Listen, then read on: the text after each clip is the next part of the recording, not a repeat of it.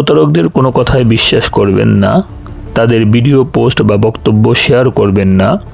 তাদের বিষয় নিয়ে তর্ক বিতর্ক করাও বিপজ্জনক, কারণ তারা মিথ্যা যুক্তি দিয়ে আপনাকে বিভ্রান্ত করতে পারে। মুসলিম সমাজে যুগে যুগে ভণ্ড প্রতারকরা নিজেদেরকে ইমাম মাহদী বলে দাবি করেছে। তারা বিভিন্ন কেরামতির নামে মিথ্যা চমক দেখিয়ে সাধারণ মানুষকে বিভ্রান্ত করার চেষ্টা করেছে। আজ আমরা আলোচনা করব এমন কিছু ভণ্ড ইমাম মাহদী ও তাদের পরিণতি সম্পর্কে। 514 হিজরিতে মোহাম্মদ ইবনে আবদুল্লাহ বারবারি ইবনে মারুত নামে এক ব্যক্তি নিজেকে ইমাম মাহদী দাবি করে বসেন।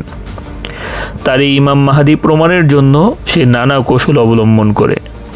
একবার সে নিজের কিছু অনুসারীদের কবরের মধ্যে লুকিয়ে রেখে বলতে থাকে, ওহে মৃত কবরবাসী, আমাকে উত্তর দাও। এরপর কবর থেকে আওয়াজ আসে, আপনি হচ্ছেন নিষ্পাপ মাহদী, আপনি।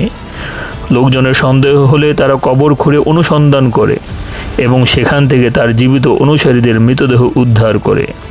এভাবেই তার মিথ্যা দাবির পর্দা ফাঁস হয়। এমনিভাবে আমাদের ভারত উপমহাদেশের মধ্যে মির্জা গোলাম আহমদ কাদিয়ানি 1889 সালে প্রথমে নিজেকে ইমাম মাহদী, পরে হজরত ঈসা আলাইহিস সালাম এবং শেষ পর্যন্ত নবী বলে দাবি করেন। তিনি বহু ভ্রান্ত মতবাদ প্রচার করেন, যা মূলধারার ইসলাম থেকে সম্পূর্ণ বিচ্যুত। এক পর্যায়ে সে নিজেকে নবী দাবি করে বসে। শেষ বয়সে কলেরায় আক্রান্ত হয়ে টয়লেটের মধ্যে পড়ে শোচনীয় অবস্থায় তার মৃত্যু হয়। শুধু তাই না, আমাদের এই বাংলাদেশের মধ্যেও কিছুদিন পর পর এই ধরনের ভণ্ড ইমাম মাহদী ও তার অনুসারীদের আবির্ভাব হয়।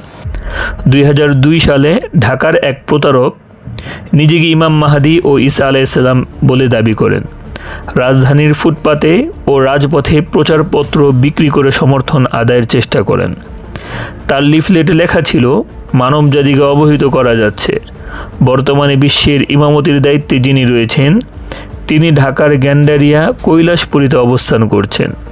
তিনি দাজ্জাল ও ইয়াজুজ মাজুজ খতম করে শান্তি আনয়নে ব্যস্ত। তিনি বাঘ ও মহিষকে একই ঘাটে পানি পান করাতে বাধ্য করবেন। পরবর্তীতে তার মিথ্যা দাবি উন্মোচিত হয়ে এবং তিনি লোকচক্ষুর আড়ালে চলে যান। এরপর 2011 সালে বাংলাদেশের পীর লুৎফুর রহমান নামক একজন ব্যক্তি প্রথমে নিজেকে ইমাম মাহদী, এরপরে নিজেকে মাহদীর সৈনিক বলে দাবি করেন। 2013 সালের রাজধানীর গোপীবাগে একটি ভাড়া করা ফ্ল্যাটে নিজ ছেলে ও কিছু মুরিদ সহ একদল লোকের হাতে তারা প্রাণ হারান, যার ফলে এই লোকদের বেশি সময় লাগেনি। এমনিভাবে 2020 সালে মুস্তাক মোহাম্মদ আরমান খান আমাদের বাংলাদেশে সে নিজেকে ইমাম মাহদী দাবি করেন। মুস্তাক মোহাম্মদ আরমান খান ইউটিউব ও ফেসবুকের মাধ্যমে বিভ্রান্তিকর বক্তব্য ছড়াতে থাকেন।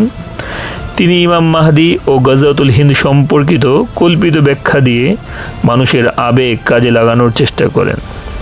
2020 সালের 14 আগস্ট এক ফেসবুক ভিডিওতে নিজেকে ইমাম মাহদী ঘোষণা করেন এবং বায়াত গ্রহণের আহ্বান জানান। এর কয়েকদিন পর 22 আগস্ট তার বিরুদ্ধে মামলা দায়ের করা হয়। এরপর থেকে সে পলাতক থাকে। 2018-19 সালের দিকে আত্মপ্রকাশ করে এক প্রতারক গোষ্ঠী, যারা নিজেদের পরিচয় দেয় ইমাম মাহমুদ কাফেলা নামে। এই কাফেলার প্রধান জুয়েল নামক এক প্রতারক, যে শুরুতে নিজেকে ইমাম মাহমুদ হাবিবুল্লাহ বলে দাবি করে। তার প্রধান উদ্দেশ্য ছিল নিজেকে গজওয়াতুল হিন্দের নেতা হিসেবে প্রচার করা এবং সাধারণ মানুষকে বিভ্রান্ত করা। এই প্রতারক দাবি করে যে সে সমগ্র বিশ্বের মানুষের কাছে ইমাম মাহদীর পরিচয় তুলে ধরবে এবং তার কাছে আল্লাহ তাআলার পক্ষ থেকে বিশেষ ইলহাম নাজিল হয়। এমনকি সে নিজেকে জামানার মুজাদ্দিদ বলেও দাবি করে।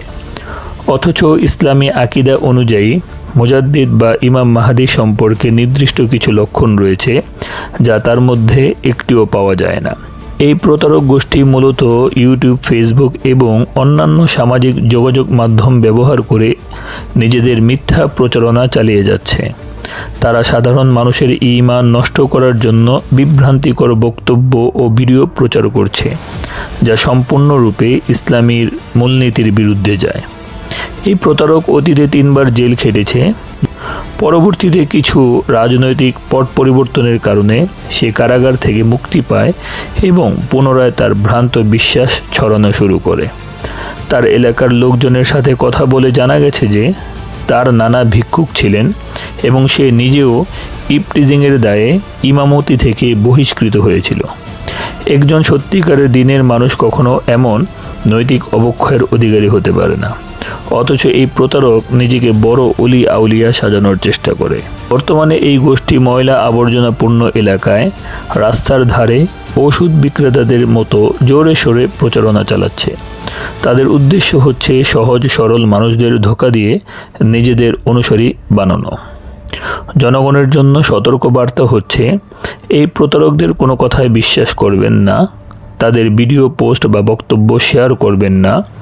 তাদের বিষয় নিয়ে তর্ক বিতর্ক করাও বিপজ্জনক, কারণ তারা মিথ্যা যুক্তি দিয়ে আপনাকে বিভ্রান্ত করতে পারে। শরিয়া সম্মত দিনদার আলেমদের সাথে পরামর্শ করুন এবং সঠিক ইসলামী জ্ঞান অর্জন করুন। যে কোনো সন্দেহজনক ব্যক্তি বা গোষ্ঠী সম্পর্কে ইসলামিক স্কলারদের থেকে পরামর্শ নিন।